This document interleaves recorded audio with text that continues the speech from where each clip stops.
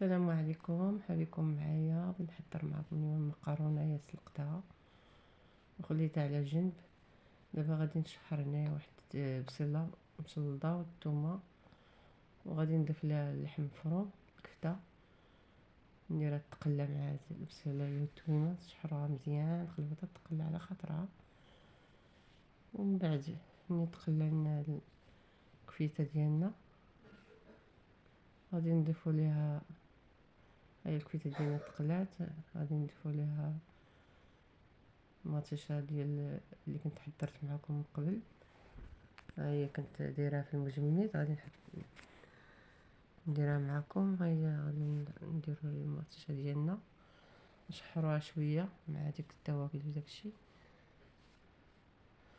غادي نضيفو الربيع حتى هو كنت حضرته معكم في المجمد، وقت ما بغيناهم كنوجدو بهم الوصفات ديالنا. غادي نضيف دابا شويه الملح، وغادي نضيف التوابل ديالي، البزار والخرقوم والسكينجبير والتحميره. غادي نحركوهم مزيان ينسجموا لينا مزيان.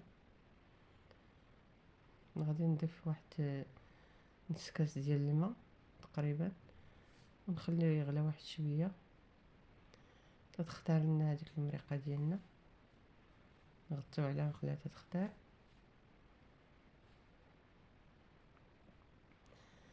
دابا المريقه ديالنا اختات، غادي نضيفو لها المقرونه ديالنا. كتجي هاد المقرونه رائعه وسهله في التحضير، دغيا كنوجدوها، كتجي زوينه، جربوها.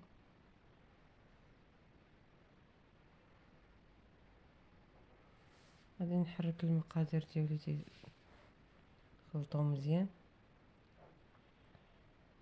تتشرب لينا المقرونه ديالنا ديك المريقه.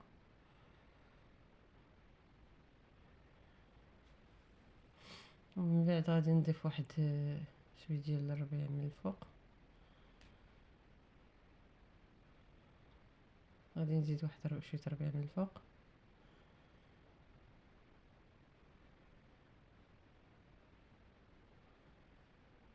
تجي رائعه هاد المقرونه،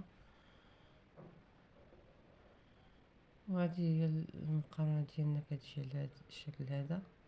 جربوها وما تنساوناش شي تعليق يكون زوين. شكرا، السلام عليكم.